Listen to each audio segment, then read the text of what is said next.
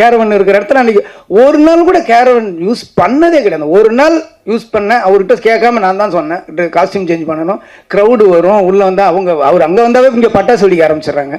So அதனால் நீங்கள் வந்து கேரவனில் இருங்கன்னா ஒத்துக்கவே மாட்டேன்ற. கேரவன் ஆக்சுவலி அன்றைக்கி சும்மா தான் இருந்துச்சு.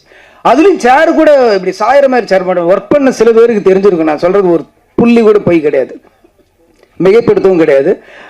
ஒரு ஸ்டூலில் உட்காந்துருவார், பின்னாடி சாய மாட்டார், பின்னாடி கூட அப்படியே உட்காந்துருப்பார். அப்படியே உட்காந்துட்டு யார் யார் என்ன பண்ணுறா அதை மட்டும்தான் பார்த்துக்கிட்டே இருப்பார். விறுவிறுன்னு வேலை நடக்கும்.